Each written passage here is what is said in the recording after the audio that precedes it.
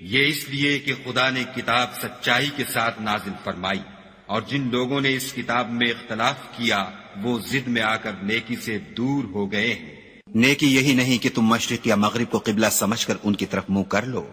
بلکہ نیکی یہ ہے کہ لوگ خدا پر اور روز آخرت پر اور فرشتوں پر اور خدا کی کتاب پر اور پیغمبروں پر ایمان لائیں، اور مال باوجود عزیز رکھنے کے رشتہ داروں اور یتیموں اور محتاجوں اور مسافروں اور مانگنے والوں کو دیں، اور گردنوں کے چھڑانے میں خرچ کریں، اور نماز پڑھیں اور زکوٰۃ دیں، اور جب عہد کر لیں تو اس کو پورا کریں، اور سختی اور تکلیف میں اور معرکہ کارزار کے وقت ثابت قدم رہیں۔ یہی لوگ ہیں جو ایمان میں سچے ہیں، اور یہی ہیں جو خدا سے ڈرنے والے ہیں۔ مومنو،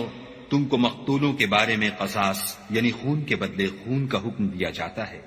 اس طرح پر کہ آزاد کے بدلے آزاد مارا جائے، اور غلام کے بدلے غلام، اور عورت کے بدلے عورت، اور اگر قاتل کو اس کے مقتول بھائی کے قصاص میں سے کچھ معاف کر دیا جائے تو وارث مقتول کو پسندیدہ طریق سے قرارداد کی پیروی یعنی مطالبہ خون بہا کرنا اور قاتل کو خوش ہوئی کے ساتھ ادا کرنا چاہیے۔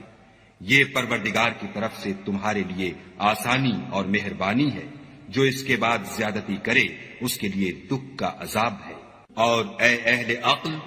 حکم قصاص میں تمہاری زندگانی ہے کہ تم قتل و خون ریزی سے بچو۔ تم پر فرض کیا جاتا ہے کہ جب تم میں سے کسی کو موت کا وقت آ جائے تو اگر وہ کچھ مال چھوڑ جانے والا ہو تو ماں باپ اور رشتہ داروں کے لیے دستور کے مطابق وصیت کر جائے۔ خدا سے ڈرنے والوں پر یہ ایک حق ہے۔ جو شخص وصیت کو سننے کے بعد بدل ڈالے تو اس کے بدلنے کا گناہ انہی لوگوں پر ہے جو اس کو بدلیں، اور بے شک خدا سنتا جانتا ہے۔ اگر کسی کو وصیت کرنے والے کی طرف سے کسی وارث کی طرفداری یا حق تلفی کا اندیشہ ہو تو اگر وہ وصیت کو بدل کر وارثوں میں صلح کرا دے تو اس پر کچھ گناہ نہیں، بے شک خدا بخشنے والا اور رحم والا ہے۔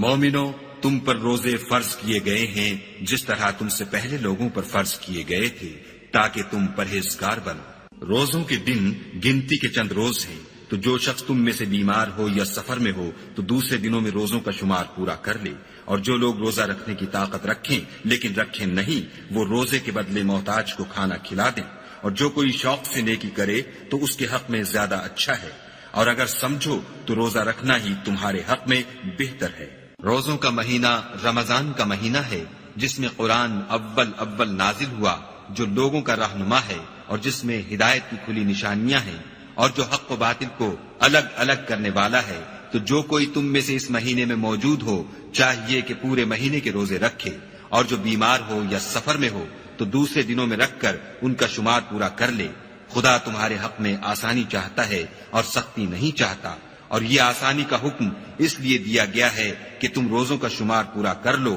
اور اس احسان کے بدلے کہ خدا نے تم کو ہدایت بخشی ہے تم اس کو بزرگی سے یاد کرو اور اس کا شکر کرو۔